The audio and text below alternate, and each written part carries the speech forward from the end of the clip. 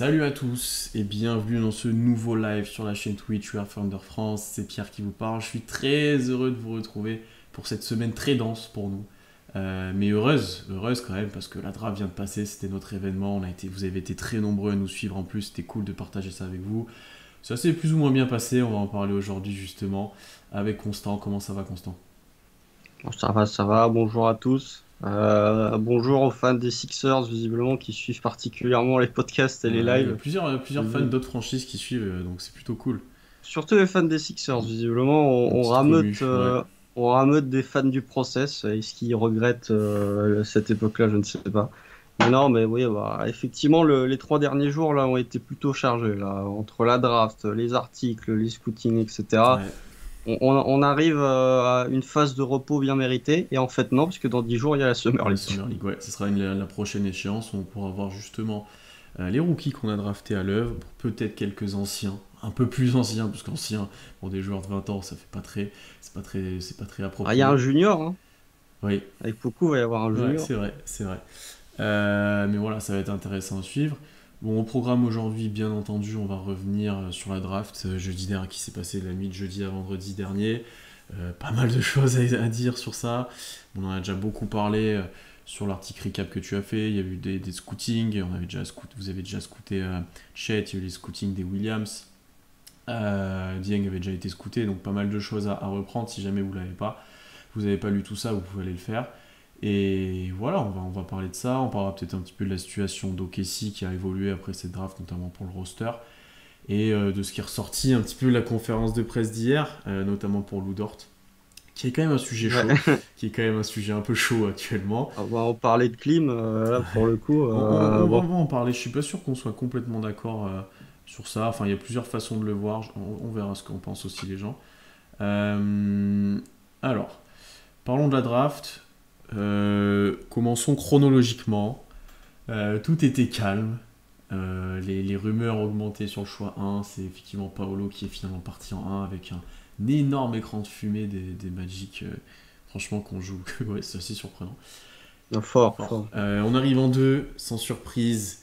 Et pour notre plus grande satisfaction, quand même, j'ai envie de dire, on prend Chet Holmgren, qui a indiqué hier en conférence de presse que c'était là où il voulait aller, que les rumeurs, il a un peu confirmé les rumeurs qui disaient que son clan le voulait à OKC. Donc là-dessus, on est plutôt content quand on voit la joie qu'il a montré. Il n'a pas lâché la casquette à un moment, je pense que tu l'as tweeté. Ouais, bon, la Mais casquette, elle est restée sur la tête pendant les 2 jours après la draft, quoi. Mais c'est.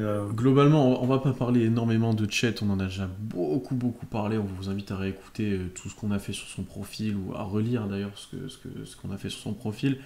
Juste constant, c'est le mariage parfait pour l'instant et on a hâte de voir ce qui va arriver. Heureusement que c'est le mariage parfait. Le gars, il est arrivé depuis 2 jours. S'il y a Non, déjà du plomb dans l'aile dans le mais mariage, c'est que. en termes de profil aussi, en termes de pas mal de choses, c'est celui qu'on voulait, c'est celui que Presti voulait, c'est voilà. En termes de philosophie, oui, c'est ton gendre idéal, effectivement. Si le Thunder était un site de rencontre, les critères de recherche de Sam Presti ils te mèneraient tous au profil de Chet Mm. Holmgren, effectivement. La compatibilité Euh, serait très élevée avec ouais, Chet. là, on est à 99,999% de compatibilité, effectivement. Non, bah après, y a pas grand-chose à dire. C'était le choix évident. À partir du moment où Paolo est parti en 1, je pense que ni toi ni moi avons eu de doute sur le fait que Chet allait quand même être le pick 2. J'ai envie de dire, quelque part, c'est un peu une aubaine parce que Bah, je sais pas. on... De ce que tu viens de dire, je sais pas, parce que si c'est. Tu vois, j'aurais été plus confiant si c'était déjà Barry en 1 et qu'il restait que ah, Paolo et Chet, tu vois, je sais pas. moi, j'ai jamais douté Ok. du fait que c'était Chet. À partir du moment où c'était pas lui le first pick, moi j'étais convaincu que ça allait être Chet. Après, on peut, ouais, c'est une aubaine dans le sens où, au soir de enfin, avant la loterie, avant que l'ordre de la loterie soit défini, si on nous avait dit vous allez repartir avec Chet Holmgren, je pense qu'on aurait dit ouais, c'est C'est ça, ça. ouais, vas-y. Donc on est très content, on est très content. Voilà, oui, mariage parfait. Attendons la Summer League déjà pour avoir un début de ce que va devenir Chet. Le monsieur a déjà bien confiance en lui, hein. Bon, ça vous l'avez vu circuler sur Twitter, il s'est déjà attiré les foudres de pas mal de gens qui ne sont pas fans du Thunder sur certaines de ses déclarations. Mais il n'y a pas que lui, hein. Bénédicte Mathurin, il en a sorti une belle aussi il y a 2 jours. Oui, mariage parfait. Mariage parfait. Non, on a hâte de voir ce que ça donne. Je pense qu'il y a déjà globalement la fanbase OKC est archi contente d'avoir Chet. Ce qui leur sort, c'est surtout ça. Les autres fanbases, effectivement, comme tu l'as dit, il y a eu des déclats pré-draft ou plus récemment, un peu moins cool. Et puis, forcément, tu vas être plus susceptible de le critiquer s'il n'est pas chez toi. Mais j'ai hâte de voir ce qu'il va donner dès la Summer League, voir en termes d'impact physique, comment on va le faire jouer, avec qui il va évoluer, etc. J'ai hâte de voir comment on va faire ça.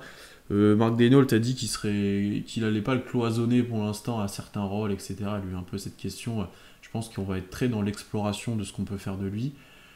Pour avoir revu là aujourd'hui le match Gonzaga-Arkansas qui a tant fait parler parce qu'il y avait Jalen Williams en face. Ça me... Qui ça? Ça a bégayé. Non, là, je l'ai bien dit, je l'ai bien dit. Mm. Je l'ai bien dit, je me suis pas trompé. J. Will, si vous voulez le surnom de celui-là.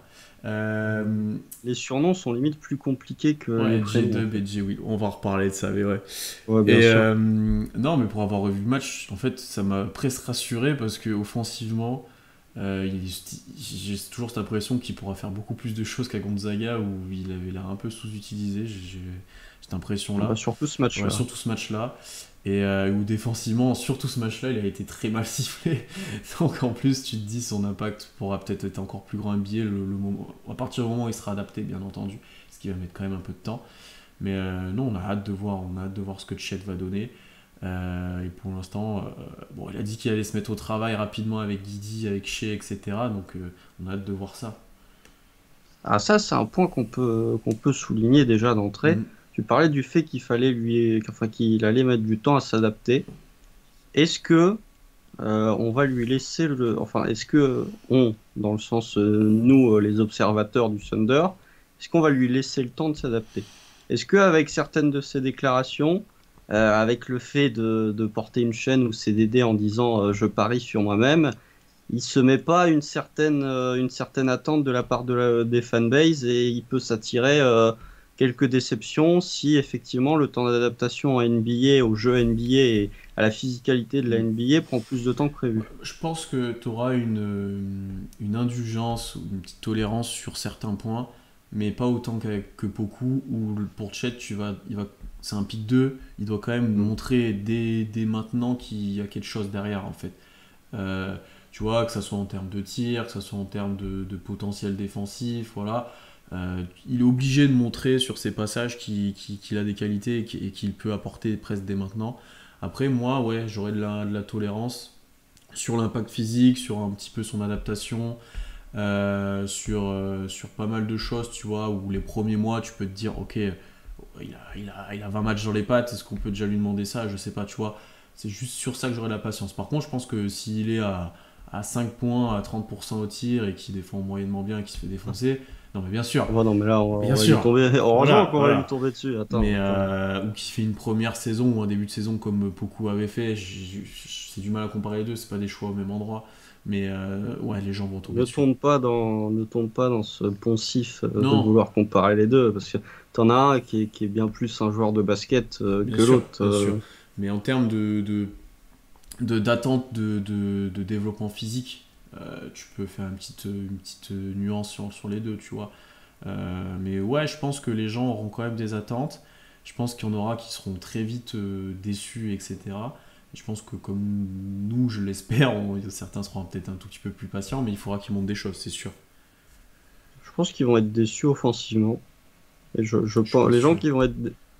Non, mais dans le sens. Attends, j'ai pas fini ma réflexion. Je pense que ce sera pareil pour les trois premiers de la QV. C'est pas des extraordinaires scoreurs, hein. Paolo, on le catégorise souvent comme un gros scoreur. Pour moi, sa première qualité, c'est sa qualité de passe. Jabari, il y a le tir, effectivement, mais ce sont pas des joueurs qui vont tourner ou je peux me tromper, mais ils tourneront pas à 19 points ou 20 points par match sur leur saison Hmm. rookie, les trois. Paolo, ouais, non, même lui, je pense pas. Ah, je pense pas, hein. Je pense Non, pas, non, hein. Je mais pense que le meilleur scoreur de la QV sur sa saison rookie, il fait peut-être même pas partie du top 3. moi je pense qu'il y aura une différence, et ça va un peu avec ce que tu dis, entre ceux qui regarderont aussi les matchs et ceux qui s'arrêteront parfois au box score, ou peut-être que Chet noircira peut-être pas énormément la feuille, parce qu'il n'y aura peut-être pas un temps de jeu énorme, et que voilà, il scorera pas énormément et autres. Mais par contre, sur le terrain, il montrera peut-être des bonnes choses. Et je pense qu'aussi que certaines personnes sont déçues, parce que comme l'a très bien dit Alan dans nos podcasts draft, il y a certaines personnes qui ont une image de Chet un peu fausse, dans le sens où ils l'imaginent offensivement capable de, tu vois, dribbler au CR comme il veut, enfin, tu sais, de faire plein de choses qu'il peut faire par flash, mais qui fait pas encore excellemment bien dans le scoring, etc. Où pour l'instant, il fera plus du catch and shoot, il fera plus du pick and pop, et c'est surtout un prospect défensif. Ouais, bien sûr, bien sûr. Après, on ne sait pas, peut-être que le joueur est déjà suffisamment fort pour Ouais. pouvoir montrer autre chose que du catch and shoot ou de la finition près du cercle. Mais oui, effectivement, moi déjà, si Chet en saison rookie, il est aux 12 points, 12-13 points là, de la saison rookie de Josh Giddey, moi Oh, mais, déjà, je trouve ça avec de la bonne défense, hein, oui, attention. oui. Moi, c'est plus défensivement que je jugeais Mais, que offensivement. on anticipe un peu les previews, mais là, de premier abord, si je te dis 12 points, 2 contre, En deux comptes, c'est ouais, beaucoup, hein. Limite, ouais, t'es mais premier en NBA avec deux oui, c'est contre. vrai, mais lui, il compte vachement, tu vois. Bon, un 1,5 ou un en, allez, ça va être quoi, 27 minutes Ouais, ouais, 30 quand ouais, même. je sais pas, ça dépend. Le début, je pense qu'il jouera pas énormément. Donc, et si je te dis 34% à 3 points et 49 à 2 points, alors il sera peut-être plus. 49 à Ouais, il 2 sera points me peut-être un gêne peu un peu. plus. Ouais, non, mais il sera peut-être plus à Et 2 il est points. quand même à Oui, c'est pour 80% ça, de réussite je au suis en train de cercle, me hein, donc, rappeler les stats que j'ai vu passer sur ces. ouais, ouais, non, Non, mais bah. il y a personne en NCAA qui a fait mieux que lui au Puis il cercle. prend peu Donc, de mid-range. Donc, ouais, si je te dis 55 à 2 points, 34 à 3 points, plutôt, ce sera plus cohérent. ouais, ouais, bah 34% à 3 points pour une saison rookie, c'est Ouais, je pense intéressant, qu'il hein. peut les faire. C'est Je intéressant. pense qu'il peut les faire. Après, je pense que beaucoup de l'adaptation de Chet viendra aussi de comment il sera arbitré, comment il va s'adapter au coup de sifflet NBA. Parce qu'il en prenait parfois un petit doublé qui n'existait pas. Des fois, il jetait un peu trop partout. Enfin, des fois, il cherchait trop aussi à contester certains tirs, donc il prenait des fautes. Et offensivement, ça va être un peu la même chose. Est-ce qu'il va arriver à lui avoir des fautes ou est-ce qu'il va subir? Je pense que ça va jouer sur son adaptation.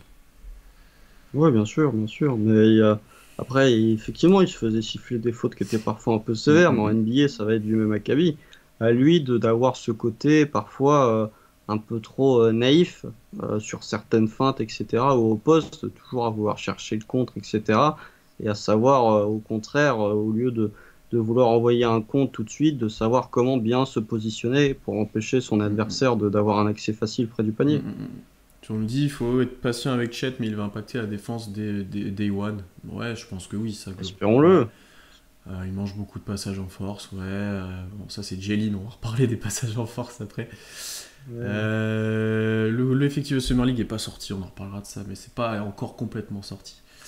On a déjà quelques Oui, noms. il y a quelques noms, mais pas le roster, tu sais, avec le tableau et les joueurs, tu vois, où souvent t'as des surprises. Non, Ça va arriver on prochainement. sait que Krejci y va. Ouais. Oui, mais de l'effectif, la plupart y vont, même ceux qui n'ont pas forcément de contrat garanti. Ouais, on a signé des Exhibit Hum, 10 hum, hum. aussi là en sortie de draft, Ça, etc. on en parlera quand on le saura. Euh, on va enchaîner, on va parler, on descend dans la draft, on va parler de ce fameux trade qui nous a tant fait parler pendant la draft. Le trade Mm. en 11. Alors, OKC a tradé avec les Knicks parce qu'il voulait obtenir Ousmane Dieng en 11. Donc pour cela, OKC, on rappelle quand même, a envoyé le premier tour de 2023 de Denver, protégé 1 à 14 jusqu'en 2025, qui avait été obtenu dans le trade de Steven Adams. Mm. Voilà, on fera peut-être l'historique après. Ensuite, on a envoyé le premier tour 2023 de Washington et le premier tour 2023 de Détroit qu'on avait obtenu l'année dernière dans le trade du pick 16 qui était devenu Alperen Sengun, le fameux, Mm. Mm. qui était protégé de manière dégressive au fil des années, mais surtout loterie et au début un 14, un 18, etc. Voilà, donc globalement, Presti a envoyé 3 premiers tours de 2023 contre Ousmane Dieng, dont il est fan quand on l'entend parler de Dieng, etc. Presti est convaincu par le profil, il le regarde depuis longtemps. C'est un pic, nous, qui sur le moment, on était un peu deck parce que c'est pas le profil forcément qu'on voulait à ce moment-là. C'est un profil voilà, encore très brut et qui aura besoin de beaucoup de développement Nous, on n'est pas forcément fan de ça actuellement. Après, quand on a vu la contrepartie, on s'est un petit peu apaisé, un petit peu calmé, et a posteriori aussi, sur ce trade-là, sur ce choix-là. Constant, je pense que pas mal de gens attendent ton retour maintenant un peu plus à froid sur cette clim que tu as pris à ce moment-là, il faut le dire. Oh, toi aussi, Oui, mais hein, moi il y a la aussi. vidéo, Moi toi aussi, je aussi prends une t'étais petite clim. content. Mais toi, c'est exceptionnel. Toi, Bien ça va sûr, bien piffer. sûr. Mais alors déjà, moi, vu que j'avais pas l'info, C'est ça. je pensais, sur la vidéo, comme j'avais pas l'info, je pensais qu'on avait échangé le 12 contre le 11. Ouais. Déjà, j'aurais su direct qu'on gardait le 12, je me serais peut-être déjà moins barré du stream. Après, qu'est-ce que vous voulez que je dise sur Ousmane Dieng? On en a déjà parlé. Et limite, on a arrêté de suivre la draft à partir du moment où il y a eu Ouais. ce pic-là et le pic de Jalen Williams. Bien plus que l'année dernière, par exemple. Bah, écoutez, moi, mon avis, de toute façon, vous pouvez le lire. J'ai fait un scouting report là-dessus. J'en ai déjà parlé sur la draft. Mon avis ne va pas changer du tout au tout. Moi, je crois pas dans le joueur. Après, Sam Presti a l'air d'être très fan. Je pense que Sam Presti est quelqu'un qui est entre 10 et 1 million, entre 10 000 et 1 million de fois plus intelligent que moi. Donc, je ne vais pas aller contre son jugement.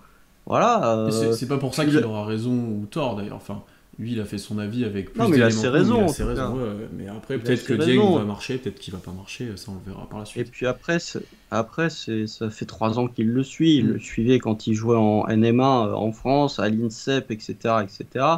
Euh, Moi, j'aime bien cette phrase pour résumer mon avis sur Ousmane Dieng. C'est typiquement le joueur, on va dire, il est toujours à 1 an d'être prêt. Tu vois, il y a ces joueurs, on se dit, eh, lui, l'année prochaine, c'est un peu le ressenti que j'ai sur Ousmane Dieng. C'est pendant 4 ans. C'est un peu pareil pour beaucoup. Ouais, j'allais te le dire. Ça- c'est un peu pareil pour Poco. Et lui, franchement, dans 1 an, il va être prêt. Et puis l'année d'après, on fait. Et lui, l'année prochaine, franchement, il va être prêt. Non, ben voilà. Ce qui est le plus intéressant, c'est pas tant la draft d'Ousmane Dieng, je trouve, c'est les pics que tu as envoyés. Mm. Pour moi, on sous-estime trop parce que c'est Ousmane Dieng. Ça, après, on pourrait peut-être en parler plus tard si on fait un avis plus global sur cette draft. Pour moi, c'est envoyer que des pics 2023, c'est loin d'être anodin. Alors peut-être parce que c'était tes pires pics, Mm. etc.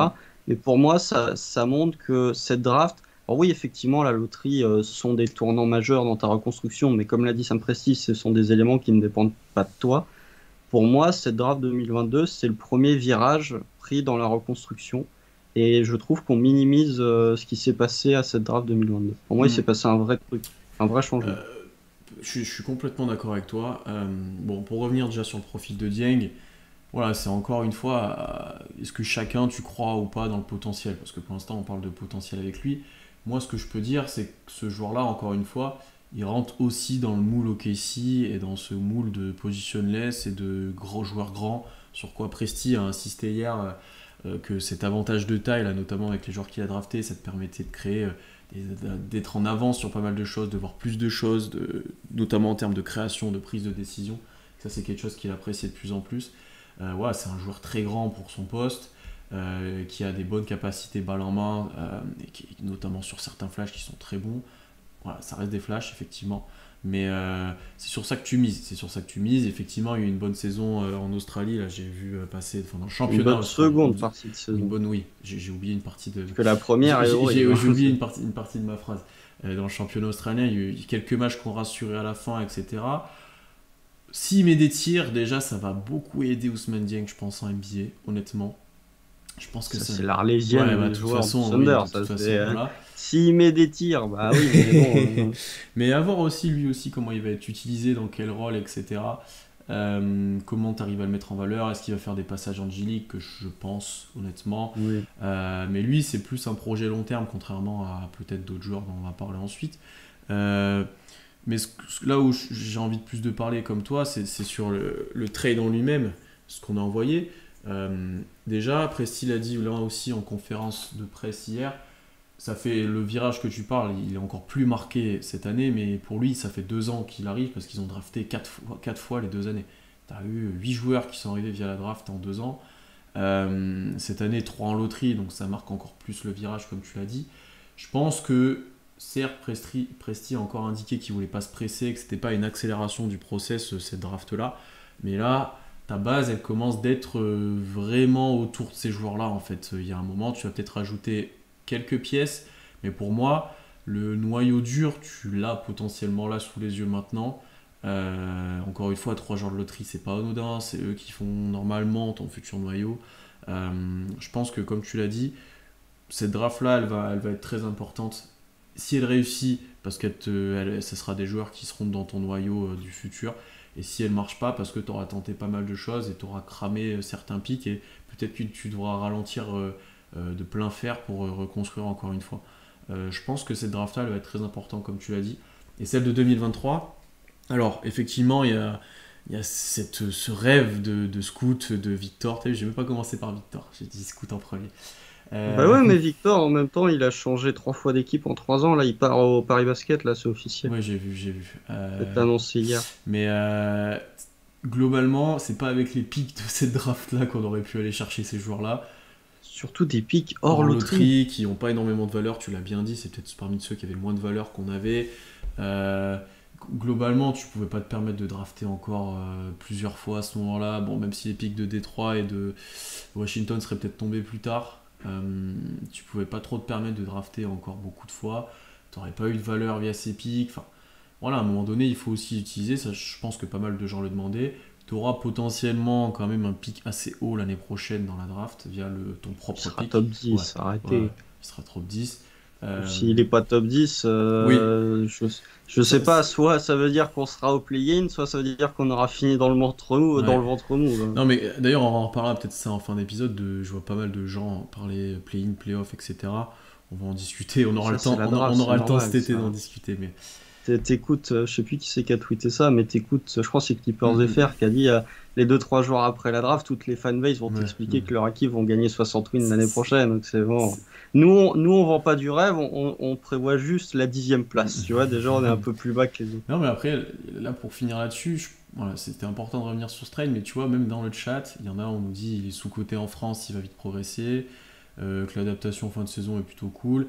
Et après, on nous dit un point important, c'est que c'est surtout les joueurs qui avaient encore présents, qui nous ont un peu dégoûtés aussi par rapport à ce choix-là. Bien sûr. Griffin a l'air d'avoir chuté quand même pas mal. Il a dû avoir quand même des red flags sur certains points. S'il passe pas les Cavs en. Enfin, Ouais. il a passé les Cavs en 14, c'est qu'il y a, il y a quelque Il est chose quand même qui ne pris va pas. derrière Jalen Williams, il est quand même pris derrière Agbaji. Il y a quand même des signaux qui sont pas très positifs. Pour Duren, je pense que là, encore une fois, c'est une question de ce que Presti préférait dans le profil. T'as du mal avec Presti là. Ouais, je le dis trop de fois. Ça me Je Presti. le dis trop de fois, donc je pense qu'il avait du mal, le GM, avec le profil de Duren, il préférait peut-être celui de Dieng. Mais encore une fois, ça c'est de l'évaluation. Moi par contre, ça me choque pas que Presti envoie des pics si c'est un joueur dont il est fan et dans lequel il croit vraiment. Ça pour le coup, c'est quelque chose qui pour moi doit être fait. Non, mais je dis pas qu'on va finir à la 10e place dans le chat, mais t'écoutes certains Oui. fans du Thunder, on va finir Non, il 10e. y en a même qui nous disent qu'on va peut-être jouer les playoffs et tout. Non, et on a vu C'est des trucs. différent. Nous, on nous dit pas qu'on va finir 10e, hein, attention. Hein, sinon, on serait quand même des sacrés menteurs. Ou des vendeurs de rêves. Mais non, oui, mais c'était plus. Parce que là, t'as dit beaucoup de choses. Ouais. Pour moi, c'était un virage dans le sens où, pas une accélération de ton rebuild, c'est Sam Presti est satisfait de son effectif actuel. Et le fait d'envoyer plein de pics de 2023 et de ne garder que le tien parce qu'il sera sûrement loterie, même très sûrement dans le top 10, c'est de dire aux joueurs qui sont présents, je crois en vous, je vous laisse 1 voire 2 années pour vous développer sans avoir la pression des 4 petits nouveaux qui vont arriver l'année prochaine parce qu'on a 4 pics. Ce qui n'était pas le cas cette année. Mais ça va avec ce que je dis, où pour moi le noyau du futur est censé être là. C'est pour ça, oui. Mais tu as dit aussi que ça pouvait être vu comme une reconstruction du rebuild. Ça, non. Non, j'ai dit que si ça marchait pas justement avec ce noyau-là, peut-être que tu devrais freiner un peu et reconstruire à nouveau. Là, pour moi, c'est que ton noyau dur, il est fait. Attends, on arrive sur Ludort. Ton noyau dur, il est fait, et tu viendras compléter, comme tu l'as dit, avec les pics, notamment l'année prochaine, mais pour moi, c'est là. Hein. Bah, en tout cas, Sam Presti est satisfait de son effectif en l'état actuel, de son socle de jeunes. Est-ce que, Que tu n'envoies pas 3 pics de la même draft innocemment. ouais. Est-ce que Dieng est plus grand que Jay Will, on nous demande? Ils font la même Ouais, à taille, peu je près. crois. Après, Non, non, non. Jaylin, il fait 2,05 et et Ousmane Dieng, plus. il Il fait fait un peu plus, Jalen, 2,07. non? Il me paraissait Ah, plus je sais grand, là, même plus. face à Chet, il me paraissait plus grand, hein. C'est Attends, toujours de toute façon ce problème de taille. bougez pas, je vais vous dire ça. Je vais vous retrouver ça dans l'article, je l'ai marqué. Et Dieng, en plus, typiquement, c'est le genre de joueur qui a dû grandir. Chet aussi, potentiellement, a grandi. Enfin, ça s'arrête. Non, mais Chet, c'est sûr, il a Ça grandi s'arrête parce que jamais. il y a une photo où il est dos à dos Voilà. avec Jabari. Soit Jabari a perdu des Ouais. centimètres, soit Chet Oui, a j'ai vu grandi passer parce qu'il ça. fait quasiment une demi-tête Mm, de mm. plus que Jabari. Ouais, les tailles, c'est toujours assez dur de voir.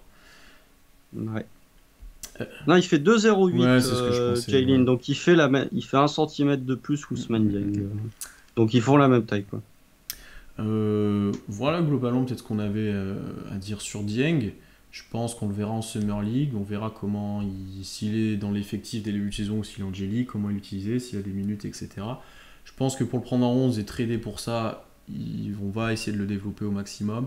Donc on va voir, hein. Même si, et d'ailleurs c'est une chose qu'on va rappeler, même si au moment de la draft on n'était pas spécialement content, là à partir de maintenant on veut tout faire pour que ça marche, enfin on a envie que ça marche à 100%, Ah oui, bah bien bien sûr, entendu. bien sûr. On arrive au choix 12, donc là on n'avait pas eu trop le temps de se remettre de nos émotions, on va dire. Bon, là, on a eu 2 minutes, Voilà, ouais, 2 minutes. Deuxième petite surprise quand même, puisqu'on prend Jalen Williams, J-Dub en 12. Pourquoi petite surprise? Parce qu'il était annoncé un petit peu plus bas avant la draft. C'est un joueur, comme tu l'as très bien écrit dans l'article, qui est monté au cours de cette année dans les mocks, etc., qui était annoncé fin de premier tour, puis après autour de 20, puis après on commence de monter petit à petit. Là, après la draft, le combine, ouais, quoi. le combine où il a détruit tout le monde, concrètement. Ouais, Là, ce qui est globalement, ressorti ouais. après la draft, c'est qu'il passait pas 14 avec les Cavs. Qui... Non, c'est simple en fait.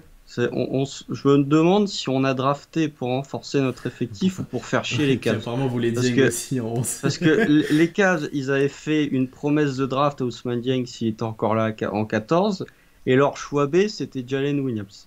Donc c'est globalement, non, mais bien évidemment, je plaisante, mais en tout cas, tu t'as bien emmerdé Cleveland, et du Ouais. coup, je pense que Cleveland en 14, quand ils ont vu que leurs deux choix étaient partis, ils se sont dit, bah, qu'est-ce qu'on fait, qu'est-ce qu'on fait? Et ils sont repartis sur Aguaji. Mais je suis convaincu que si Jalen Williams était resté en 14, ça aurait été le pic des Cavs. Alors, on est les seuls à pas aimer Dieng, non. Concrètement, non, on n'est Non, pas du tout. c'est pas Non, vrai je pense qu'il y a ça. deux teams, il y a deux clans. Tu peux faire un sondage d'ailleurs dans le chat, est-ce que vous aimez bien Euh, Dieng ou euh, pas? je pense qu'il y a deux clans. Et après, Presti avait pas dit qu'il voulait de la force et des muscles pour la draft, ça me dit rien du tout. J'ai vu la draft, je pense pas. Si, il voulait de la physicalité, il a dit. Ouais, mais alors la physicalité, c'est pas forcément uniquement muscles et Ah, mais force, tu vois. je dis pas que Ouais. c'est pareil, Mm. mais c'est ce qu'il a dit en tout cas. Et d'ailleurs, il a parlé de physicalité hier dans la conf de presse en termes de grandeur aussi des joueurs, notamment.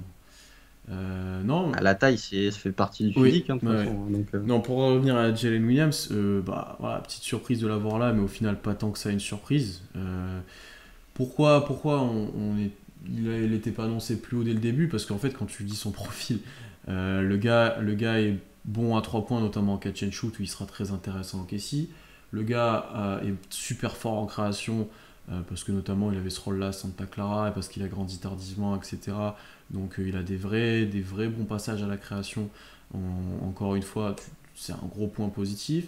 Il est plutôt bon au cercle, il a un bon flotteur aussi, ça tu l'as très bien dit dans ton scouting. Il a des dimensions physiques, bah là on en parle justement, très agréable pour un poste 2-3. On nous demande le poste, c'est plutôt 2-3. construit 6-6, mal, ouais. ouais. 6-6 et 7-2 d'envergure. C'est pas mal. Non, mais l'envergure, dites-vous, l'envergure de Jalen Williams, elle est plus importante que certains pivots, alors qu'il leur rend 10 centimètres. Mm. C'est pour vous dire à quel point l'envergure, enfin, il a un plus 21 centimètres d'envergure par rapport à sa taille. C'est monstrueux. Ouais, j'essaie de mettre un truc dans le chat, mais ça marche pas avec mon téléphone. J'arrive pas à avoir accès au chat, je vais essayer. Dur. Mais globalement, ouais, en fait, tu peux te dire peut-être que défensivement, il y a encore du taf, etc. Mais les flashs sont vraiment intéressants et sa longueur est vraiment intéressante. Moi, j'ai hâte de le voir aux côtés de chez Guidi, comment il va être utilisé. Est-ce qu'on pourra quand même mettre en valeur un petit peu son côté création? On en a parlé avec toi au moment de sa draft. Ou est-ce qu'on va juste l'utiliser off-ball? J'ai un peu de mal avec ça. Mais non, moi j'aime bien. Après, c'est pas à l'inverse de Dieng, j'ai envie de dire. C'est un prospect qui a quand même du potentiel parce que ben, il a eu un parcours compliqué avec le Covid, etc. et qui progresse encore et qui progresse à vue d'œil, j'ai envie de dire. Mais c'est pas un projet comme Dieng. C'est un projet déjà bien plus accompli où tu as bien plus de certitude. Ouais, bien sûr, bien sûr. Bah, lisez le scouting report que j'ai Ouais. fait. Euh, non, mais même, non, non, je pense en plus très sincèrement que de tous les scouting reports que j'ai fait cette année, il y en a pas mal. C'est peut-être mon préféré, celui sur Jalen Williams. Encore une fois, c'est Euh, parce que c'est- souvent c'était sur des joueurs qui n'étaient pas accomplis. Là, c'est un joueur accompli, donc Non, non, mais forcément. non, non, pas forcément en termes d'appréciation Ok. du joueur, en termes de choses que j'ai dit, même sur le background du joueur, Hum, hum, hum. finalement. T'apprends pas mal de choses et qui remettent dans le contexte quand tu vois que il a fait 3 saisons à Santa Clara, qui est maintenant la fac de Monsieur Alan Guilou. Voilà, bravo à lui. Et qui est dans le chat. Non, bon, je vais la poser la question à Pierre parce que sinon dans le chat ils vont pas trouver. Bon, Santa Clara, c'est la fac de Steve Nash. Ça, tout le monde le sait. Mais il y a un mec qui est quadruple champion NBA qui a été drafté Ouais, là-bas. mais j'ai vu passer, moi, ça. Ah, du coup, tu sais qui c'est? Oui. Donc je vais Ah, pas dire. terrible. Alors le C'est la chat, fac si de vous avez Steve la Nash, ça réponse. beaucoup de monde l'a trouvé, si je me trompe pas. Mais il y a un quadruple champion NBA qui est En passé fait, par j'ai vu Santa passer, et Clara. effectivement, je pense que les gens soit ont vu passer l'info, soit ils trouveront pas. C'est pas que Ouais, je sous-estime les gens, mais c'est quand même assez compliqué. bah, il a été coach à un moment aussi, Ouais, il y a de ça quelques années. ouais. Il est quadruple champion NBA. Tu- Mais non, non, mais moi j'aime bien le joueur, enfin j'aime beaucoup le joueur. Tu parlais d'avoir des minutes avec chez Mm. Guidi. Moi je suis plus excité de le voir en tant que second playmaker, ou en tout cas en tant que second ball handler, principal playmaker de la seconde unit. Avec Treman, moi je Mm, suis mm, mm, très mm. intéressé de voir Ça va être bien ça l'association avec aussi. Treman. Je trouve que les deux sont très complémentaires. Je trouve que malgré le fait qu'il est... Non, pas... voilà, bon, il y a la réponse dans Mm, le chat, mm. c'est Kurt Rambis, effectivement, qui est quadruple champion NBA, qui vient de Santa Clara. C'est les deux derniers prospects qui ont été draftés en NBA, Steve Nash et Kurt Rambis. Donc ils ont en Santa Clara envoyé deux prospects NBA en 25 ans. Mais bah, là, c'est le troisième. Mm, mm, Jalen mm. Williams, c'est le troisième. Et non, non, mais moi je suis très intéressé de voir ce qu'il va donner avec Treman en sortie de banc. Malgré le fait qu'il ait 21 ans, je trouve qu'il a quand même un upside. Oui. Contrairement à un Agbaji que j'aime beaucoup, hein, attention, mais je trouve que l'upside d'Agbaji est quand même bien moindre que celui de Jalen Williams. En fait, Jalen Williams, pour moi, on parlait, je le dis dans le scouting report, on a souvent évoqué le fait d'avoir ton Michael Bridges, Mm. sans vouloir comparer les deux parce que c'est pas la même taille, etc., etc. Je trouve que c'est ce joueur-là. Pour moi, Jalen Williams, je ne sais pas ce qu'il va devenir, est-ce qu'il sera titulaire, etc. Ça va dépendre de beaucoup de cas, notamment de Lou Dort, dont on va parler après.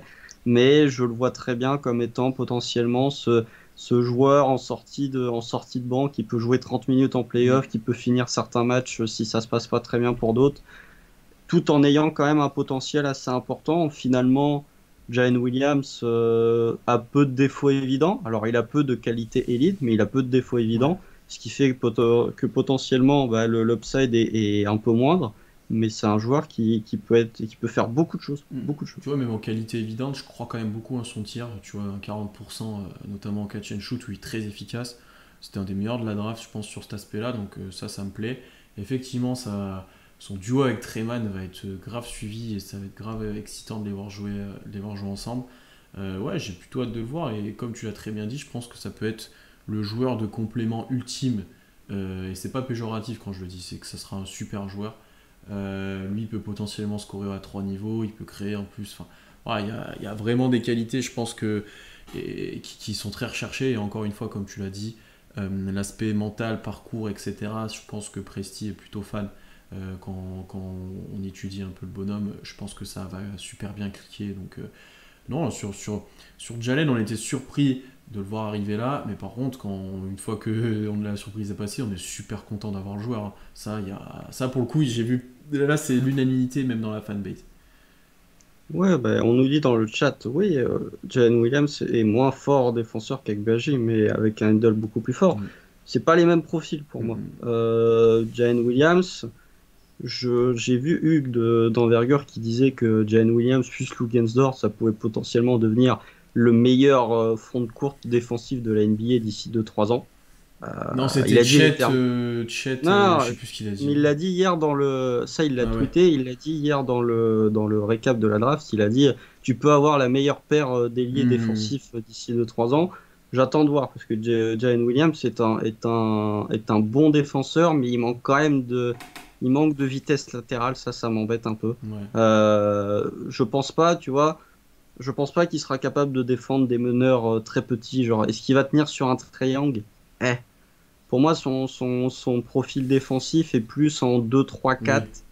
Et le problème que j'ai, avec son envergure, tu peux te dire qu'il pourrait jouer poste 4. Parce que quand tu as 2,18 ou 2,19 d'envergure, Hmm, tu peux jouer poste 4. Et il fait un 97. Des postes 4 qui mesurent 1,97, il n'y en a quasiment pas en NBA. Donc ça réduit un petit peu son champ d'action. Il ne pourra pas défendre des 4 tout le temps. Donc ouais, c'est un swingman de 3. hmm. Donc je trouve que l'upside défensif est intéressant, mais ce que je préfère chez lui pour l'instant, c'est ce qu'il Tac. va t'apporter en Ouais. attaque. Quand bien même sa première qualité, c'est playmaking, je pense, c'est la création pour les autres. Et pour le coup, on est au-dessus d'un joueur qui est un passeur fonctionnel. On a un vrai playmaker qui sait manipuler les défenses, ce qui est un profil très valuable, notamment pour des ailiers qui ne sont pas des All-Stars, qui sont des joueurs un petit des starters, mais qui sont pas non plus des joueurs exceptionnels. C'est très important et c'est rare.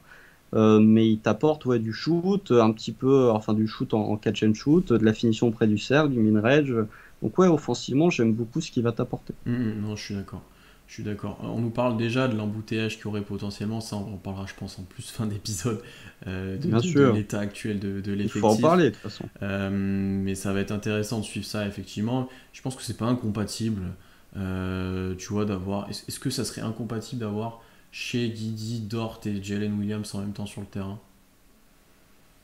Non, Je mais pense pas. je Mais pense c'est que c'est pas pas à optimal au ça que début. fait Ouais. référence Erwan. Non, mais moi je te parle plutôt de toi, si tu voyais jouer poste 4 ou pas, tu vois. Chez Guidi, Dort, Jalen Williams, Chet. Non, j'ai pas dit Chet, j'ai dit les 4 Ah, je autres. croyais que t'avais Non. dit Chet. Bah, même les quatre autres, faut que t'en décales un au Est-ce que poste 4 quoi. est-ce que c'est Dort ou est-ce que c'est Guidi qui tu te sers de sa taille pour voilà. Non mais Ouais, mais faudrait qu'il progresse ouais, défensivement, quoi. c'est ça. Je Il réfléchis à faut ça voir. parce que c'est un peu le moyen de mettre un peu tous tes meilleurs joueurs potentiels sur le terrain en même temps, ces 4 là. Ouais, est-ce que Jalen Williams sera ton meilleur Je pense qu'il joueur? peut être dans le top 5. Ouais, ouais, mais c'est pas tes quatre meilleurs joueurs. Enfin, Mm, je pense que Treman, quand même, enfin, on sous-estime Treman. Treman, il a quand même fait une saison rookie qui était exceptionnelle. mm. Mais, mais après, voilà, je trouve que c'est un bon choix. Très honnêtement, c'est un bon choix. Je pense très sincèrement qu'il peut être un espèce de style. Style en Euh, 12. Bah si, je pense qu'il peut faire partie. Si tu fais une redraft, je pense qu'il peut être. Tu vois, en 12 t'es pas convaincu d'avoir un joueur. Voilà, c'est un Mm. pic de fin de loterie. Je pense qu'en 12 il peut être. On peut se dire, ouais, en 12 c'était C'était pas vraiment une mal. bonne Ouais. pioche. Un petit peu comme Oui, Michael Bridges. une bonne pioche, un style, tu vois, vraiment, j'ai pas cette notion de style, pour moi, c'est vraiment un mec plus loin, tu vois. S'il développe Ou vraiment alors son c'est que ça plein devient une potentiel. superstar, enfin une star. Non, peut-être pas. Faut peut-être pas exagérer, Mm. mais il y a des gens qui croient beaucoup dans le développement Mm, de Jalen mm, Williams. mm. Moi, je suis pas totalement dans le bateau, mais je pense qu'il lui reste malgré tout un bout de Alors, potentiel à alors, on exploiter. a deux petites questions juste pour conclure sur J-Dub. Si tu mets ces quatre là, c'est Chet est-ce que Chet est ton 5? Bah, non. Non, non, non, Pour il faut l'instant, un c'est trop tôt. baobab. Pour l'instant, c'est trop tôt en tout cas. Il faudrait un Il Bazley en faudrait un vrai 5, 5, ouais. un pivot purement athlétique. Bah, un Duren aurait été très Ouais, dans bien, ce mais 5 bon. là, ouais. Et sinon, Treman Williams pour mener la seconde unit, bah, plus Williams dans le Les côté deux. création et plus Man dans son côté scoreur pour lui-même, j'ai envie de dire. Bien sûr, En gros, Treman est ton principal ball handler, pendant que Jalen Williams est ton principal playmaker en sortie de Mm, banc. mm, mm. Bon, on descend un petit peu dans la draft, on arrive ensuite en 34, là on avait eu le temps de se reposer un petit peu, de réanalyser ce qui arrive. Et Sam Presti va chercher presque l'homonyme de Jalen Williams, Jalen Williams, que lui on surnommera J-Will, selon les surnoms qui sont auto-donnés. Aïe, aïe, aïe. Profil de poste 5, enfin certains diront, mais super atypique pour le coup. On n'est pas face à un rim runner classique, on est vraiment face à un joueur atypique qui vient de la fac d'Arkansas, qui a fait une super March Madness d'ailleurs. Euh, Bah oui, 4 matchs de March Madness, il ouais, finit tous en double-double alors qu'il joue Gonzaga et du. ouais, c'est pas mal. Bon, Profil ça très va. atypique déjà parce qu'il est d'origine vietnamienne et je crois que c'est le premier vietnamien qui a été drafté en NBA si je ne me trompe pas, ou Oh, d'origine en c'est tout sûr, cas, c'est oui. même quasiment C'est sûr. sûr. Plutôt grand, on l'a dit tout à l'heure, annoncé un peu de m 8, plutôt costaud quand même. Bon, on n'est pas sur un Duren, mais bon, on est plutôt costaud. Mais au final, Ouais, ouais, ouais, ça a ça, débattre, ça ça. va, je pense que ça va. Mais par contre, vrai profil atypique dans son utilisation, des choses qu'on a pu voir en NCAA, et dans certaines capacités, notamment sur la provocation de passage en force, qui est un de ses points forts pour le coup, ultime. Le gars s'amuse à faire ça, j'ai envie de dire. Le gars est prêt tout le temps à faire ça. Il se sacrifie sous les mecs tout le temps. Hmm. Euh, voilà, est-ce que tu peux nous en dire un petit peu plus, toi, sur Jay Will, qui a fait le scouting? Il y a notamment des aspects au niveau de la passe, un brin de tir qui peuvent être intéressants. Est-ce que tu peux en dire un peu plus? Ouais, un brin de tir, c'est vraiment une Un brindille brin hein, de tir. pour le Ouais, mais tu vois, coup. là-bas, contre Gonzaga, il en met deux, archi Oui, important. il est à 2 sur 5, mais c'est ce que je mets dans le scouting report. Il galère face à Chet défensivement quand Chet est sur le parquet, c'est-à-dire Sur Timmy aussi, bah, mais bon, Timmy tout le la monde, quoi. moitié du temps. Ouais, mais il galère défensivement près du cercle parce qu'il n'a pas ce premier pas pour les lâcher, mais par contre, il a mis dedans ce Mm. soir-là. Non, bah, lisez le scouting, hein. Encore une fois, je ne vais faire que me répéter et me répéter en mal en plus. Non, moi j'aime beaucoup le joueur. J'aime beaucoup le joueur, mais comme Jalen Williams, hein, en fait, les trois, je les aime bien, hein, franchement. Ousmane Dieng, bon, je suis un peu plus dubitatif, c'est normal. Mais enfin, c'est normal parce que le joueur a moins de qualité actuellement. Mais non, j'aime bien le joueur. Alors après, les charges, bon, il en a provoqué 54 cette saison en NCAA. Il serait troisième dans le classement des équipes en NBA alors qu'il a joué 35 matchs de Des moins. équipes en plus. Bon, oui, des équipes, hein, bien sûr, hein, des équipes. Hein. Donc voilà, est-ce que ça se retranscrira en NBA? Je sais pas, c'est pour ça les passages en force sont moins sifflés en NBA qu'en NCAA. C'est pour ça que j'ai vu dans le Ok. chat là où on nous parlait des passages en force de chat. Ils vont en être sifflés, mais moins qu'en NCAA, parce que vous regardez comment certains sont arbitrés sur les coups d'épaule, pour ne pas citer un grec qui joue du côté de Milwaukee, que j'adore, hein, mais qui effectivement sur certains C'est coups d'épaule, abusé. C'est abusé. tu peux te demander effectivement où est la Non. faute offensive. Même à l'inverse, pour Jay Will, il va avoir moins de passages en force aussi parce qu'en NBA ça va beaucoup plus vite et tu auras moins le temps de te jeter sous les mecs pour avoir le passage en force. Bien sûr, mais après, techniquement, c'est très Ouais. solide. En termes de technique, de passage en force, il vend bien le contact, il sait comment se positionner au dernier Mm. moment. Non, mais et c'est ça aussi, c'est ça que j'aime bien, c'est quand tu fais des recherches, bah, tu te rends compte que c'est son père qui lui a appris ça et que voilà, c'est pas, ça vient pas de nulle part, quoi. Et c'est important. On parle souvent des qualités d'un joueur quand on le draft, mais il faut voir aussi le background. Mm. Et que ce soit le background de J-Dub ou de J-Will, il est très intéressant. Et tu as globalement deux gros bosseurs qui viennent un petit peu de nulle part, qui avaient pas des ponts d'or de la part de toutes les facs, comme ça a pu être le cas, notamment pour Chet, et qui ont dû cravacher pour se trouver une place là. Mm. Après, je trouve, voilà, on a parlé des passages en force pour J-Will. Ce que je trouve plus intéressant et ce qui, pour moi, pourrait se retranscrire plus facilement en NBA, c'est sa manière de défendre en drop, Ouais. qui est très Ouais. intéressante. Notamment dans la gestion de ses pieds. Il sait très bien positionner ses pieds, les pieds sont toujours actifs. C'est pas le plus rapide, mais je pense qu'au large, en switch, pas face à tout le monde, mais face à des joueurs un peu average, il va être capable de tenir parce qu'il bouge très bien ses pieds. Il essaye de toujours rester en mouvement et en drop. Pour moi, tu parlais d'un poste 5 en disant enfin. Pour moi, c'est pas un protecteur de cercle primaire en NBA, c'est un protecteur de cercle de second rideau, un petit peu comme Chet, c'est ça qui me pose un peu problème. Pour moi, s'il veut jouer au poste 5 en NBA, il va falloir qu'il reste, enfin, il va falloir qu'il continue à montrer que c'est un très bon joueur pour défendre le drop. Hmm. Si c'est pas le cas, il risque d'avoir trop de difficultés, il risque d'être trop une liability, j'ai même pas un défaut ou un Faiblesse. minus une faiblesse, voilà, un point faible dans le cercle.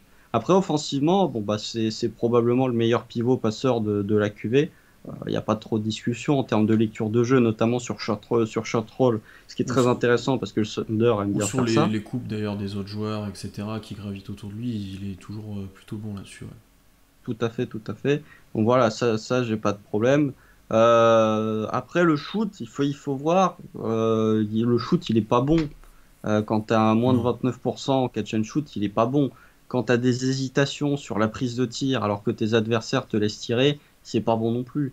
Malgré tout, est-ce que je suis influencé par le fait que c'est un joueur intelligent, que la mécanique est loin d'être horrible et qu'au lancer, il est plutôt honorable, dans le fait de me dire est-ce qu'il peut s'acheter un tir? Peut-être, mais j'ai vu, comme je dis en scouting report, j'ai vu des joueurs qui partaient de bien plus loin s'acheter un tir en NBA. Hmm.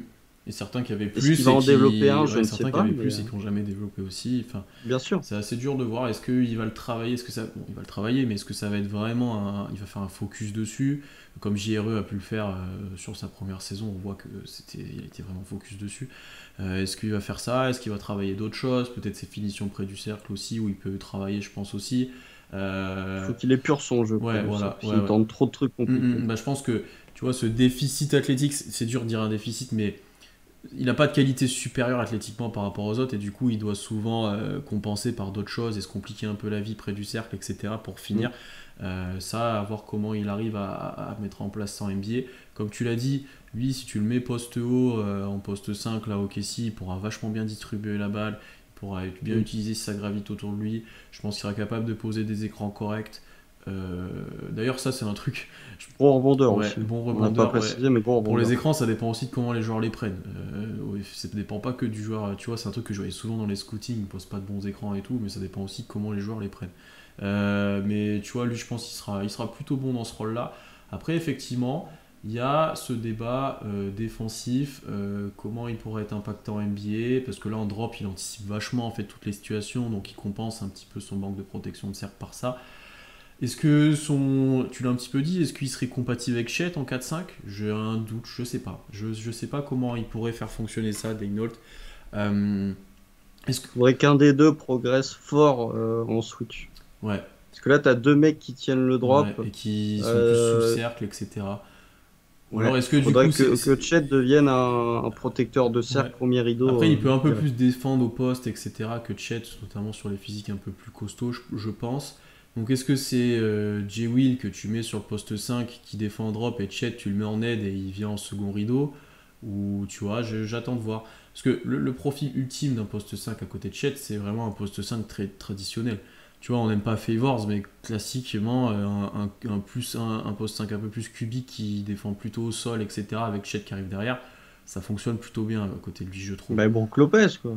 Oui, oui, qui est très.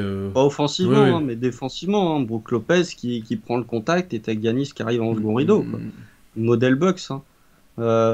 Mais oui, bon, après, faut voir, franchement, Jalen, même si je l'aime beaucoup, j'ai vu certaines critiques disant qu'un petit peu comme JRE, il était enfermé entre le poste 4 et le poste 5, défensivement tout du moins.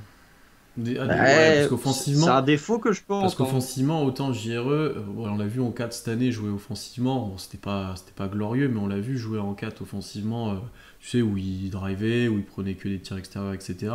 Jalen, j'ai du mal à le voir offensivement en 4. Défensivement, c'est un autre débat, effectivement. Si s'achète un tir, ça peut être un stretch four. Et là, du coup, ça règle pas mal de Ouais, faut qu'il problèmes. gagne en S'il mobilité, s'achète faut un qu'il tir. gagne quand même en mobilité, je Non, non, pense. Ouais, offensivement, je te ouais. dis. Offensivement, si s'achète un tir, ça peut être un stretch four. Après, voilà, Ouais, le problème, c'est on que va les voir. 4 maintenant, c'est souvent des ailiers grands qui jouent là, tu vois. Oui, c'est des trois décalés, Ouais. quoi. Mais C'est pas ça des dépend. 5 Hein, qui rétrécissent, j'ai tu envie de regardes te du dire. côté des Pels, est-ce que, enfin, les Pels, Ils ont un le profil, projet du tall ball, ouais, là, ils ont un effectivement, il est profil bien unique parti. sur le poste là, ouais. Bien sûr. Mais qui veulent peut-être décaler en 5 d'ailleurs. Mm. Mais oui, bah après, Non, mais les deux sont, que ce soit J-Dub ou J-Will, les deux, moi j'ai juste envie de les voir jouer dans un buddy movie, quoi. C'est les deux. Mais c'est ce que t'as dit. Les deux, enfin, Oui, ça c'est trop. les deux, vraiment, moi j'ai envie de les voir, je sais pas, j'ai envie de faire une larme fatale avec eux, quoi. C'est le duo, là, ça y est, là, les deux, Ouais. déjà ils se vannaient quand ils se voyaient au combat, parce que bah, quand tu t'appelles Jalen et Jaylin Williams, bon bah forcément, t'es souvent l'un à côté de l'autre pour tous les trucs de mesure, etc., etc. Là, ils débarquent dans la même franchise, voilà, je pense que les deux s'en amusent et que C'est vrai. si les deux marchent bien sur le parquet, d'ailleurs, je trouve que un pick and roll, Jalen et Jalen Williams, ça pourrait être plutôt efficace parce que tu en as un qui peut shooter et l'autre qui peut créer sur short roll. Mm. Si les deux deviennent bons sur le parquet, oui, effectivement, tu peux avoir un duo qui devient un petit peu le duo chouchou de la fanbase du Thunder. Je pense, ouais, je pense. Ouais, encore une fois, à voir comment on va l'utiliser dès le début de saison. Potentiellement, il sera peut-être en two-way, Jalen, donc quand il sera là. Ça, je suis pas sûr. Moi, je sais pas. Quand c'est un pick 34, est-ce que tu le signes en two-way peut-être, hein, mais Bah, on arrive à la question la justement. La transition. transition est parfaite parce qu'on va arriver à ce point un petit peu roster, etc., contrat et tout, que Tom vous a fait d'ailleurs sur notre compte Twitter. On va pas tout le refaire, mais globalement, OKC, il n'y a pas de cap. Donc il ne faut pas espérer quelque chose à Free Agency, il ne faut pas nous demander qu'est-ce qu'on ferait, il ne faut pas nous demander quel joueur on va signer, il n'y aura personne, globalement. Beaucoup de joueurs encore sous contrat ou avec contrat pas garanti, ou enfin dans l'effectif, on va dire plus globalement, je crois que c'est 21. 20. 20 Oui, 20. ce que Tom a mis 21, je crois, si je me souviens bien dans son Oui, mais il a pris le two-way de Lindy Water. Oui, mais moi je le compte parce que je vais compter les two dans les spots, Ah bon, pas dans le oui, cap, mais dans les spots de joueurs. Parce que tu as 15 spots plus 2 two oui. Un two-way du coup est pris par Lindy Waters, à voir si on donne le deuxième à Jeline ou si on prend un autre joueur. Et après il te reste 15 postes à donner, et là c'est la guerre. Effectivement, comme tu l'as dit, il y a 20 joueurs potentiels, donc 5 à couper. On en est où un petit peu là pour toi de tout ça? On va pas refaire la liste des joueurs, les gens peuvent la trouver facilement, mais on en est où de tout ça? Bah déjà, il y en a un qui va sauter, c'est Michael Green. Presti a indiqué hier que il allait lui trouver sûrement une autre équipe d'ici très peu de temps. Ouais, je pense que ça va arriver. D'ailleurs, c'est bizarre de balancer ça en conférence de presse, c'est étrange. Surtout venant de Presti. Bah, ou alors, ça veut dire qu'ils veulent couper dans ce cas, parce que voilà, on nous dit il sera trade. Quelle valeur il a, je sais pas. Hein. Je pense qu'il a été trade contre un first round, donc si tu veux le renvoyer, quelle équipe contender est prête à prendre les 8 millions de Jamaica Green? À mon avis, il n'y en a pas beaucoup. On va le couper, hein. Je pense qu'il sera coupé. Surtout si tu le trades, il faudrait. Enfin, je vois pas l'intérêt de le trade si c'est pour récupérer un joueur. Donc, il faudrait qu'une équipe le prenne sec. Ouais, et donc là, tu dois payer, je pense, un pic pour faire ça. Enfin, ouais, non, ça paraît très compliqué. Ça me paraît. Tu récupères un pic pour l'avoir et tu dois renvoyer un pic pour l'échanger. Ça n'a pas de sens. Autant le couper directement et garder tes assets. On va enlever Green déjà. Je pense que Favors, à mon avis, peut aller checker aussi. Je pense qu'on sous-estime que le fait que Derrick Favors puisse potentiellement être coupé. On nous dit les deux prend un gros contrat, le plus gros. Qu'est-ce qui reste comme gros contrat en NBA? Ouais, il n'y en a plus. Il n'y en a pas tant que ça. Les équipes ont bien fait, bien limité. Elles ont bien fait le ménage depuis 2016. Là, Kemba Walker est parti. Et de toute façon, OKC au niveau du cap. Donc OKC pourra récupérer qu'un contrat équivalent. Donc il faudrait trouver une équipe prête à accueillir les deux à la place d'un mec payé encore plus cher, ou alors une troisième équipe. Ça devient archi compliqué, quoi. Oui. Non, c'est plus simple de couper les deux. Toi, tu partirais plus sur Favors, qui serait coupé aussi. Ouais, non, je sais pas s'il va être coupé, mais je dis qu'on ne pas sous-estimer le fait que Derrick Favors puisse potentiellement être coupé. Après, il y en a 3 autres. Je pense que Vic Krejci, il y a moyen que ça saute. D'ailleurs, ce sera pas fait tout de suite, hein, puisque tu peux te ramener au training camp avec 20 joueurs, je crois, si je ne dis pas de bêtises. Je pense que Vic Krejci sera encore là. Je pense, mais qui sera coupé. Je pense que Aaron Wiggins, vu ce qui a été drafté, ça me paraît quand même assez étrange de le conserver dans l'effectif, parce que lui, pour le coup, il n'a pas du tout de place. On pourra peut-être d'ailleurs évoquer le cas de Kenrich Williams juste après. Et il y a Théo Malédon, Il y a Théo Malédon. Théo Malédon, là, son argent là, pour l'année prochaine, il est garanti, il devient garanti mercredi à hauteur d'1,5 million. Il y a la team option de Muscala aussi qui rentre, Celle de qui Robbie devra aussi. être activée et de Robbie qui devra activer ce soir-là. Donc ouais, Green, Favors, Wiggins, Krejci, Malédon. Je pense que c'est les 5 que je cut et qui peuvent potentiellement être. Sachant qu'il faut prendre en compte, comme tu l'as dit, l'argent garanti ou pas, ça joue dans les décisions, bien entendu. Un Ty Jerome a eu son année garantie ou son option prise En novembre de l'année dernière. Ne pas oublier. Donc ça, tu vois, tu pourrais le couper, Ty Jerome, effectivement, hein, mais tu as garanti son argent l'année dernière, donc tu paieras 4 millions, je crois en plus que c'est 3-4 millions. 4 millions 2, ouais, parce que c'est une dernière année de first round. Non, j'ai vu des gens d'ailleurs j'ai vu des gens qui voulaient couper Robbie. Je préfère couper Malédon qu'Isaiah Robbie. Hein. Enfin, ou ne pas activer en tout cas l'option de Robbie. Moi, dans mon effectif, ça me fait mal, hein. Pourtant je l'ai défoncé Robbie. Hein. Je préfère avoir Isaiah Robbie en 15e homme que Théo Malédon. Non, pour Favors et Green, je suis assez d'accord avec toi. Muscala, il sera là. Je vois pas pourquoi il sera pas là. J'ai du mal. Je pense qu'il y aura un choix entre Malédon et Jérôme. Et effectivement, la situation contractuelle fait un peu de mal à Malédon, honnêtement. Là, en plus, bon, là pour le coup, il est avec l'équipe de France, donc lui, il sera pas à la Summer League, je pense. Mais non, il sera pas. S'il est coupé alors qu'il est avec l'équipe de France, bon ça arrive. Hein. C'est le jeu, de toute façon. Wiggins, je suis complètement d'accord avec toi. C'est pas que il mérite pas d'être là, mais là, vu qu'il y a devant lui, je vois pas à quel moment tu peux le faire jouer. Et son contrat n'est pas garanti non plus. Même il a eu un contrat longue durée, il y a presque rien de garanti, donc voilà. Non, je pense que tu as vite fait le tour des candidats, quoi. Ça va jouer entre ces joueurs-là pour garder une place dans l'effectif. Presti, on a parlé hier que en fait c'était pas un problème pour lui d'avoir plein de joueurs, que ce soit pour drafter ou même au training camp, etc. comme tu as dit, et que ça allait jouer à la compétitivité des joueurs, en fait, tout simplement. Ils allaient se battre pour leur place. Ce qu'on nous reproche, d'ailleurs, de la vie extérieure, on nous reproche un petit peu cette loi de la jungle que Saint-Presti est en train de développer en disant que c'est pas bon pour le développement de tes joueurs. Après, c'est sur des joueurs mineurs. Non, mais même ça revenait sur le fait qu'on avait drafté 4 fois et que pour certains, apparemment plus frêles mentalement, ça pouvait avoir des conséquences sur leur développement. C'est vrai, ça peut être pris en compte quand tu vois des joueurs arriver à ton poste, effectivement. Ouais, je suis d'accord. Mais effectivement, voilà, tu auras des choix à faire très rapidement. On va voir comment se passe la Summer League et ce qui se passe mercredi, du coup, aussi. Puisqu'apparemment, en plus, l'option de Robbie a été repoussée, donc tu peux te dire, est-ce qu'il y a quelque chose... hier, ils l'ont repoussé à mon avis, il doit chercher des trucs possibles. Donc tu peux réfléchir à ça. Ça va être intéressant à suivre. Puis là, je pense que chacun a son avis, honnêtement. Bon, il y a des noms qui ressortent, effectivement, mais je pense que chacun a son avis. Pas grand monde a de la valeur pour un trade, on va être honnête, donc ça sera sûrement des joueurs coupés, peut-être qui rebondiront ailleurs en NBA, mais... Il y a Kenrich. Mais Kenrich, tu le coupes pas.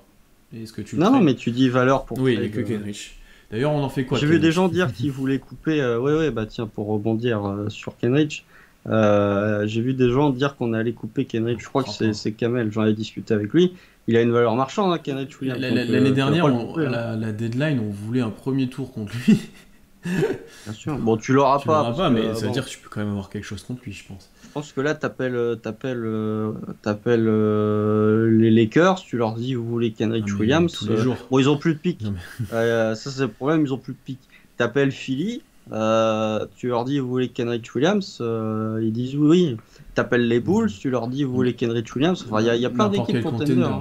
Franchement, vu le ce qu'a montré le joueur. Peut-être moins certaines que d'autres. Oui, mais globalement. Moi, je suis pas sûr que les Clippers aient fondamentalement besoin de Kenrich Williams. C'est vrai. Mais voilà, il a de la valeur. Alors après, je pense que c'est peut-être lui le grand perdant de cette draft, finalement. C'est peut-être lui parce que là, il arrive quand même... Avant, il avait un boulevard pour avoir du temps de jeu, parce que les ailes au Thunder, c'était quand même souvent du bricolage.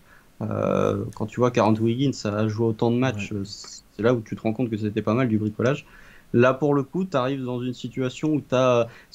Pour moi, c'est Kenrich et JRE, les deux grands perdants de la draft, pour des raisons différentes. Kenrich, il se retrouve avec Jalen Williams et Ousmane Dieng à son poste, là pour le coup c'est Ouais. suffisamment blindé. Plus Dort qui prend des Euh, minutes en 3, plus Poku, plus Baisley qui peut jouer 4, plus JRE qui peut peut-être jouer 4, plus Chet qui va Tout jouer à fait, 4, plus. Tu vois, tout à la fait, liste est longue. tout à fait, tout à fait.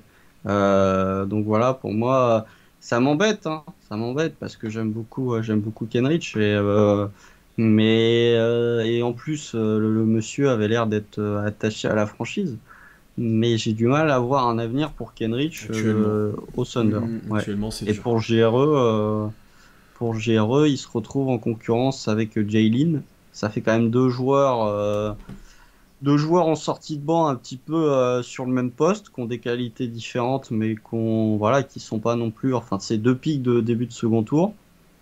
Hmm. Pour moi, il va en rester un des deux Il en et les deux restera vont être en qu'un. compète. Ouais. Non, je suis d'accord avec toi pour Kenrich. En vrai, ça fait chier parce que le joueur a été grave précieux, super intéressant dès qu'il joue. Après, il faut que les autres prouvent qu'ils sont meilleurs que lui aussi, hein, potentiellement, hein. Mais Mais sur est-ce le que tu as long vraiment terme, envie de faire bah, jouer c'est ça, Kenrich? sur le long terme, est-ce que tu as envie de le faire jouer? Je suis pas sûr. Là, la question de la prolongation, dont on a discuté un tout petit peu, parce qu'on avait un peu oublié, on parlait plus de Dort et de Beasley, mais là, on se pose plus trop de questions sur ça, hein. Donc, ouais, à voir qu'est-ce qu'on fait du cas Kenrich, effectivement. Et parlons du cas Dort maintenant, qui apparemment, Il y a rien de bon. apparemment, on va prendre son année d'option. Ouais. Et donc, est-ce qu'on peut dire que normalement il sera une restricted free agent l'année prochaine, ou est-ce que c'est encore possible de négocier? T'y crois encore? C'est Techniquement, possible. techniquement, tu peux. Mais tu ne peux que à 58 sur 4 cet été, ce qu'on a déjà Ouais. dit dans le podcast stratégie de l'intersaison. Par contre, s'il devient un restricted free agent l'été prochain, il pourra prétendre à beaucoup plus. Pour prétendre à beaucoup plus. Je pense que le mot est important.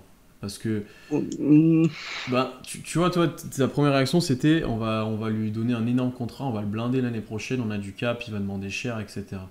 Moi, et je crois que c'est Andrew Schlecht qui a dit un peu la même chose, j'attends de voir comment il va jouer l'année prochaine, quel rôle il aura, est-ce qu'il aura autant de temps de jeu, autant de responsabilités offensives, ça c'est sûr que non. Enfin, j'attends de voir. Est-ce qu'il vaudra, je pense qu'il vaudra encore son 58-4, mais est-ce qu'il vaudra beaucoup plus? Je suis pas si sûr que ça. Est-ce qu'il y aura des équipes prêtes à lui donner ça non plus? Je suis pas sûr. En fait, moi, ce que je ne comprends pas, c'est il y a plusieurs facteurs différents avec Dort. Déjà, pour moi, on est dans une situation où ça va être prolonge-le ou trade-le. J'ai beaucoup de mal à le voir Sam Presti le laisser partir contre rien à la free agency l'été Ouais. prochain. S'il sent qu'à la deadline, l'extension, c'est pas très bien, ça va nous faire chier, hein. Attention, ça va Hmm. nous faire. Pour ça, pour moi, le fait de ne pas avoir prolongé, pour moi, le fait que Dort soit free agent l'été prochain, il n'y a aucun scénario où ça se termine bien pour moi. Soit tu le perds parce qu'il va être échangé ou parce qu'il va signer ailleurs, soit pour moi c'est pour lui mettre la blinde et du coup tu vas ruiner une partie de ton salary cap pour un mec qui peut être ton troisième ou ton quatrième joueur grand max. C'est ça moi qui m'inquiète. Et je comprends pas personnellement. Alors Sam Presti est certainement quelqu'un de plus intelligent que moi, mais encore une fois. Mais je ne comprends pas pourquoi tu n'as pas pris l'option cet été pour le prolonger alors qu'il y a globalement très peu d'équipes qui ont du cap. Est-ce que c'est pour garder de la flexibilité vraiment en 2023? Ouais, mais quel intérêt de Je garder de sais la pas, je ne sais flexibilité? pas, je pense que je suis d'accord avec toi sur ce point, qu'est-ce qu'on va en faire, je ne sais pas. Mais est-ce qu'il y a ce point-là? Est-ce que tu lui as fait une promesse et t'es sûr que tu voudras le payer, bah, peut-être que plus cher que nous on le conçoit, et du coup tu vas parier sur lui, sur le futur, etc.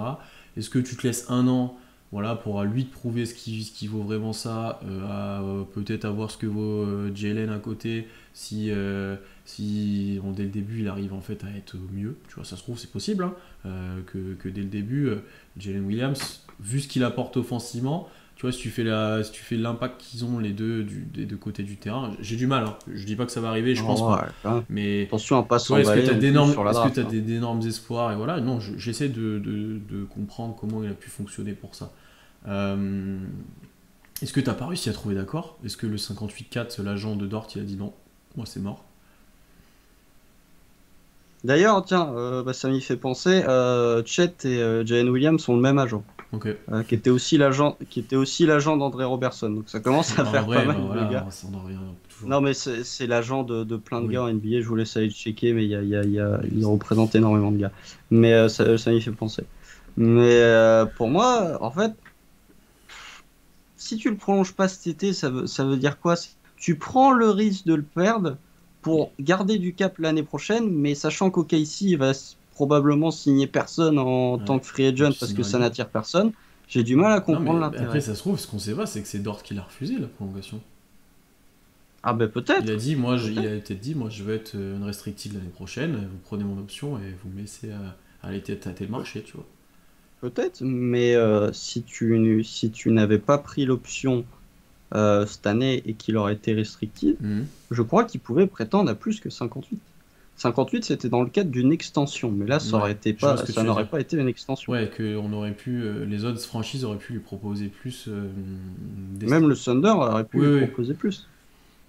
Donc, pour moi, c'est vraiment une situation que je trouve difficile. Complexe, Enfin, c'est archi difficile, c'est complexe là.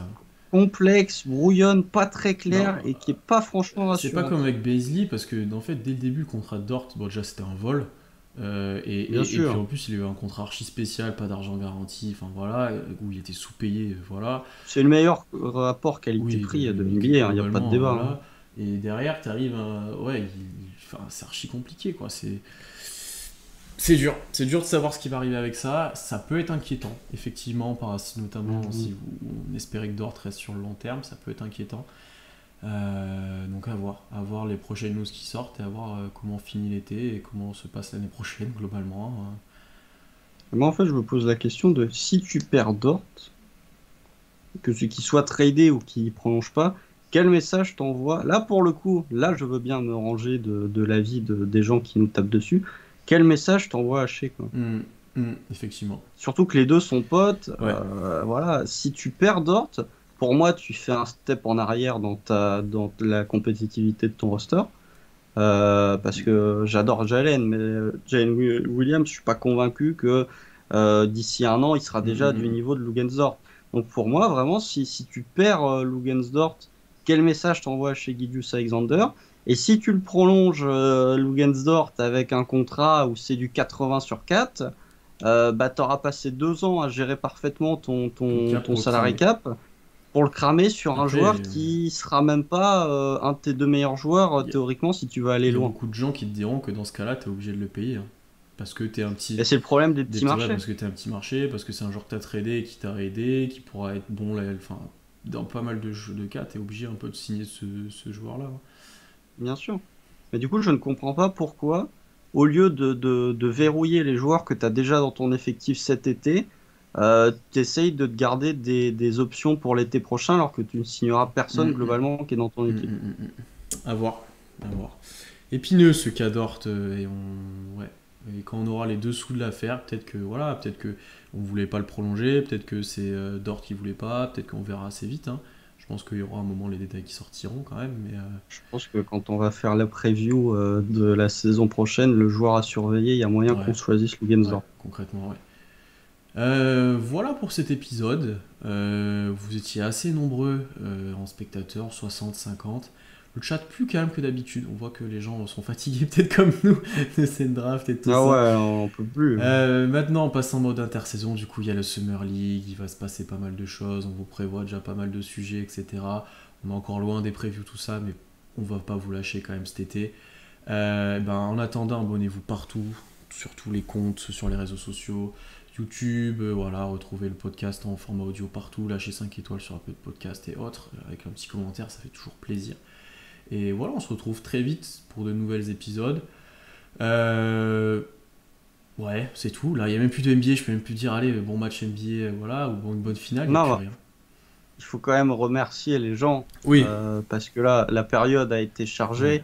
Et globalement, bon, voilà, enfin, on va être honnête, tous nos records de vues, de visites sur le site, etc., ouais. etc., ils ont tous, même de présence sur le live, tous nos records ont explosé durant cette période. Chet Donc, aide bien, va bien aider à ça, le pick 2, les bien loteries aident sûr, mais bien. même sans ça, Oui, ça, même le podcast sur le pic 12, voilà. l'article le plus lu de l'histoire du site, c'est pas le scouting report de Chet, c'est celui sur Ousmane Dieng. Donc voilà, merci à vous parce que vous avez été très présent pendant tout le processus de draft, que ce soit les spaces, les lives, les articles. Donc voilà, merci Et à on vous. est de plus en plus nombreux, même globalement, sur nos comptes, surtout, partout. Donc merci à vous de votre soutien. Et voilà. On espère que vous serez quand même encore là quand le Thunder sera en 7-22 au mois de décembre. J'allais Mais ça, c'est. j'allais le dire. Mais ouais, on espère qu'on sera ce tombe là. En attendant, épayez-vous sur nos prospects et sur la Summer League qui arrive. Et à bientôt, salut. Salut!